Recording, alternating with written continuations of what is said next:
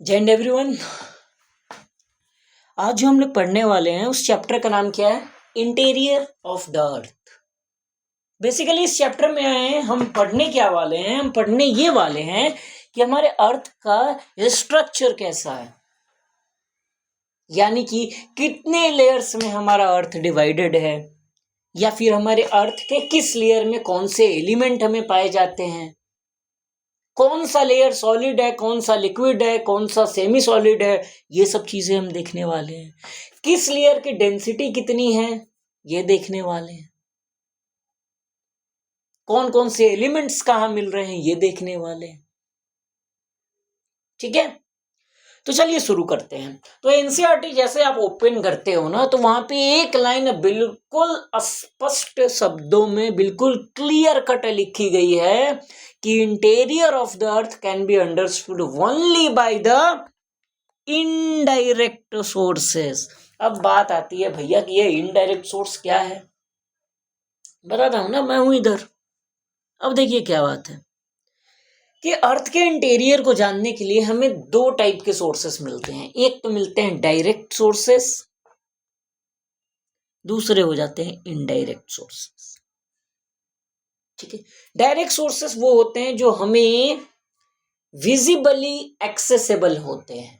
मतलब कि सरफेस के ऊपर रॉक, भाई रॉक तो हमें दिखता है ना, वोल्केनिक इरप्शंस भैया दिखता है ना हमें कि हाँ कहीं ज्वालामुखी फट गई है, इरप्शन हुआ है, लावा वगैरह आ रहा है, मतलब मैग्मा बाहर आ रहा है, तो वो सब हमें दिखता है। तीसरा माइनिंग ऑपरेशंस, जब खुदाई चलती है अर्थ पे कोयला वगैरह या फिर जो भी डायमंड वगैरह निकालने के लिए की जाती है ना। अब देखते हैं इनडायरेक्ट सोर्स।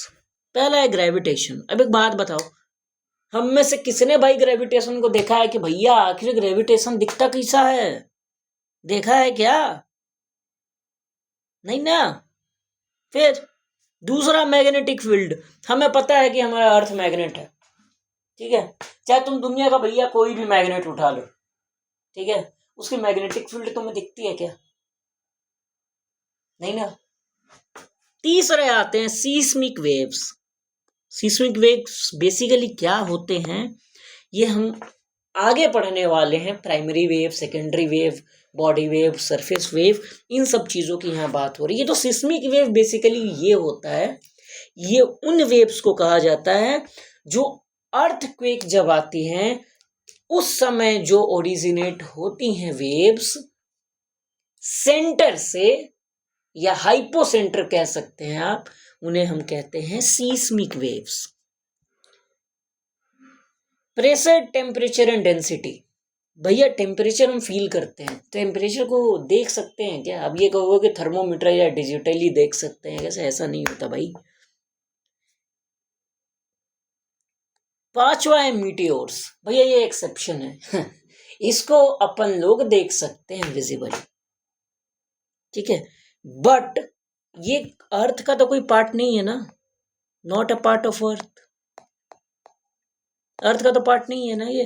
अर्थ से मीटियोर्स का क्या रिश्ता है? कुछ भी नहीं। मीटियोर्स अर्थ पे पाए जाते हैं क्या कहीं अंदर अर्थ के? नहीं ना। तो फिर वो तो यूनिवर्स में कहीं से आते रहते हैं। ठीक है, तो basically it is all about the visible accessibility in most of the cases. अब हमारा सवाल ये उठता है, फिर एनसीईआरटी राजा ने हमें ऐसा क्यों कहा कि इनडायरेक्ट सोर्स से ही हम सिर्फ पता कर सकते हैं? चलिए बताता हूं मैं किस लिए हूं, मैं बताऊंगा। सबसे पहले हम लोग देखते हैं डायरेक्ट सोर्स में वोल्केनिक इरप्शंस।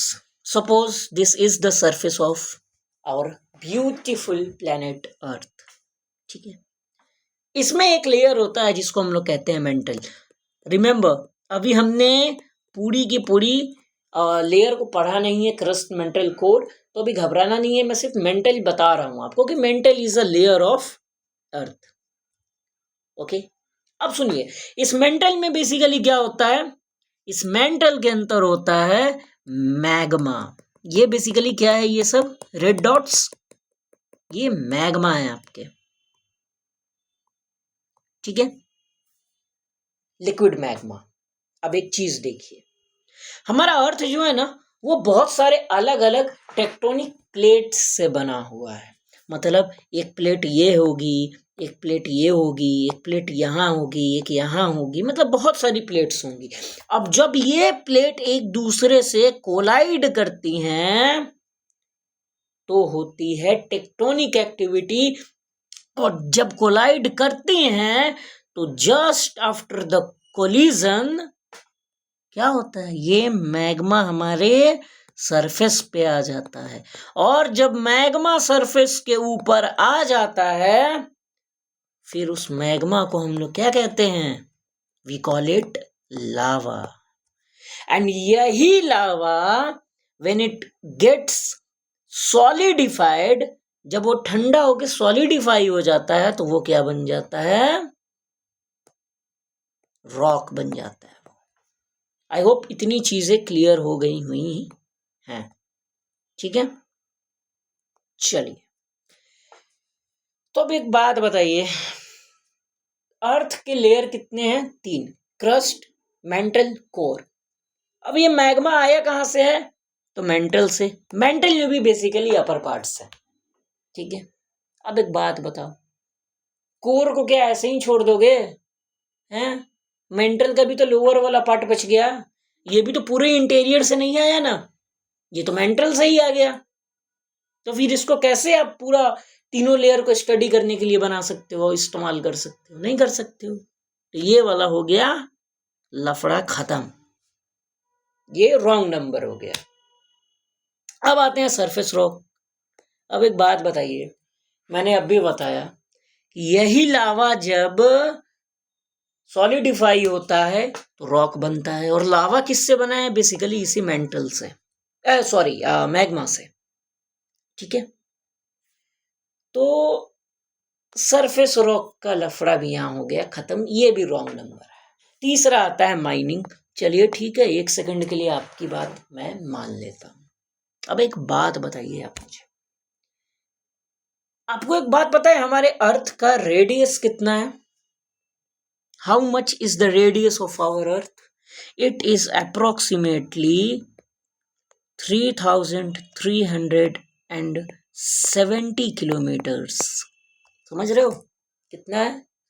3370 किलोमीटर्स। अब एक चीज मेरे को बताओ तुम, बड़े आराम से, एक फैक्ट मैं तुम्हें बताता हूं कि जब भी तुम अर्थ के अंदर जाओगे ना तो 1 किलोमीटर पे टेम्परेचर बढ़ता है 25 डिग्री सेल्सियस। अब मेरे को एक बात बताओ कि 1 किलोमीटर जाने पे 25 डिग्री सेल्सियस बढ़ रहा है अगर टेम्परेचर, तो 3370 किलोमीटर जाने के ऊपर क्या होगा? इसको बस 25 से मल्टीप्लाई कर दो। इस 3370 किलोमीटर्स को 25 से मल्टीप्लाई कर दो। Just imagine the temperature, how much it goes. क्या उतना कोई सह सकता है क्या?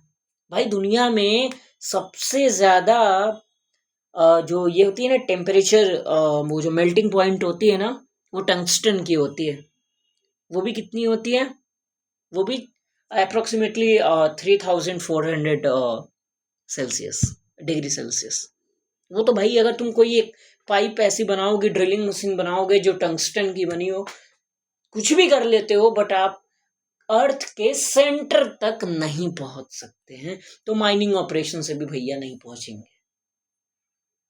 ठीक है, ठीक है ना? तो बच क्या गया भैया? Indirect sources. ठीक है, बच क्या गया?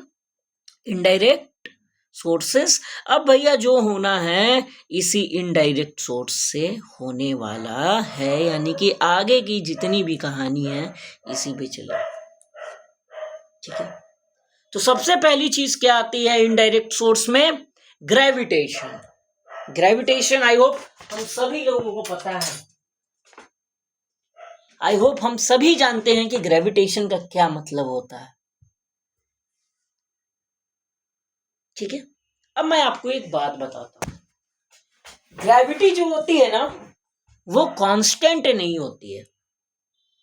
मतलब कहीं पे ग्रेविटी ज्यादा होती है, कहीं पे कम होती है। सपोज करो ये हमारा प्लेनेट हुआ, ठीक है, ये इक्वेटर हुआ और ये यहां पे एक पोल हो गया। तो पोल के ऊपर जो होता है ना ग्रेविटेशन, इट इज मैक्सिमम, और ये जो इक्वेटर होती है, इक्वेटर पे होता है gravitation minimum. Okay, am I clear? तो अगर यूपीएससी क्वेश्चंस कभी आपसे पूछेगी कि हम सबको पता है ना कि इक्वेटर की वैल्यू 0 डिग्री होती है एंड पोल्स की होती है 90।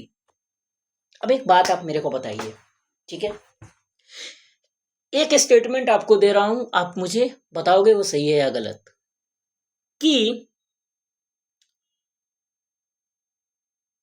The gravitation decreases as the value of latitude increases. ये स्टेटमेंट सही है या गलत? सही है। क्यों? क्योंकि लैटिट्यूड यहां जैसे बढ़ती जा रही है, 0 से आप 25 गए, 50 गए, 75 गए, 80 गए, 90 गए, तो ये बढ़ती जा रही है। यानी कि gravitation is directly proportional to latitude.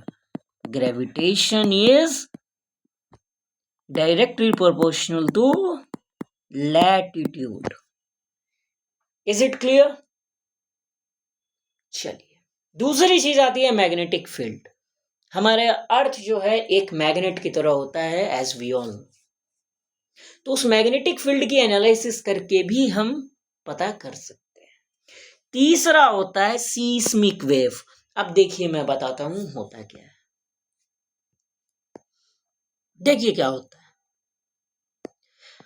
जब भूकंप आता है ना, सपोज करो ये हमारा अर्थ है, सपोज करो यहां पे उस भूकंप का सेंटर है, सेंटर बोलो या फिर हाइपोसेंटर बोलो, ठीक है, इट डजंट मैटर, दोनों की मतलब एक ही हो। तो जब भूकंप आती है ना, जब भी वोल्केनिक एक्टिविटी होती है ना, तो वेव्स निकलती हैं। क्या निकलती हैं? वेव्स, ऐसे ऐसे वेव्स निकलेंगी, वेव्स निकलेंगी, वेव्स निकलेंगी, ठीक है। तो वो जो वोल्केनिक एक्टिविटी के वजह से जिन वेव्स का ओरिजिनेशन होता है, उन्हें हम क्या कहते हैं? सीस्मिक वेव्स, ठीक है। तीसरा होता है प्रेशर, चौथा होता है प्रेशर, टेम्परेचर एंड डेंसिटी। अर्थ के सरफेस के अंदर जितना अंदर जाएंगे, प्रेशर उतना बढ़ता जाएगा। अब देखो एक चीज बताओ, सपोज करो आप बेड पे सोए हो, ठीक है, आपका छोटा भाई आया आपके ऊपर चढ़ के सो गया, कह रहा है भाई मैं भी इधर ही सोऊंगा। फिर आपका एक और भाई आया आपके ऊपर, उसके ऊपर वो चढ़ के सो गया। फिर आपका दोस्त आया, फिर वो उसके ऊपर चढ़ के सो गया। अब एक बात बताओ, प्रेशर बढ़ता जा रहा है या नहीं? बढ़ रहा है ना, ठीक है। तो जैसे आप अर्थ के सरफेस के अंदर जाते हो, ठीक है, तो प्रेशर बढ़ता जाता है। पांचवा है मीटियोर्स। अब देखो कि ये सोचोगे कि भाई ये मीटियोर्स को इधर रखने का क्या फायदा है ताऊ, है या मीटियोर्स इसमें क्या कर रहे हैं? मैं बताता हूं क्या कर रहे हैं। We all know about big bang theory. किसने दिया था? जॉर्ज लेमेट्रे ने दिया था। और ये इस थ्योरी के अकॉर्डिंग हुआ क्या था कि आज से 13.7 बिलियन ईयर्स अगो एक मैसिव एक्सप्लोजन हुआ था, जिसके वजह से हमारा यूनिवर्स एग्जिस्टेंस में आया था। एक काफी टाइनी पॉइंट थी, ठीक है, जिसकी इनफाइनाइट डेंसिटी थी, ठीक है, उसी के अंदर एक्सप्लोजन होने की वजह से हमारा यूनिवर्स एग्जिस्टेंस में आया। ये चीजें समझ गए आप? तो जब उस समय बिग बैंग हुआ, वो जो धमाका हुआ, तो बहुत सारे छोटे छोटे पार्टिकल्स यूनिवर्स में ऐसे ही फैले, और वही पार्टिकल्स जब हमारे अर्थ की ओर छोटे छोटे वो जो होते हैं आते हैं, हमारे सरफेस पर टकराते हैं, तो हम ये मान के चलते हैं कि ये पार्टिकल्स भी वही पार्टिकल्स हैं जहां से इनका भी सोर्स वही है जो सोर्स हमारे अर्थ के ओरिजिनेशन का है। तो इन मीटियोर्स का जो स्ट्रक्चर होगा वही हमारे अर्थ का होगा। इसीलिए इसको भी कंसीडर इनडायरेक्ट सोर्स में करके चला जाता है। इतनी चीजें क्लियर हैं, आई होप। चलो कुछ चीजें कुछ ये देखते हैं अपन लोग, फैक्ट, ठीक है, ये इंपॉर्टेंट है, याद रखिएगा। स्ट्रक्चर ऑफ अर्थ बेसिकली हम जानते हैं 3 है, क्रस्ट, मेंटल एंड कोर। अब एक चीज देखिए, in terms of volume mental का अमाउंट सबसे ज्यादा होता है, मेंटल सबसे ज्यादा वॉल्यूम में होता है, अप्रोक्सीमेटली अर्थ का टोटल वॉल्यूम जो है उसका 85% वॉल्यूम मेंटल होता है।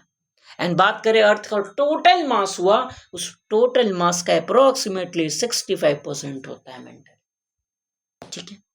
Now if we talk about crust, it is only 1% of the total volume, and if we talk about core, it is approximately 14% of the total volume of earth.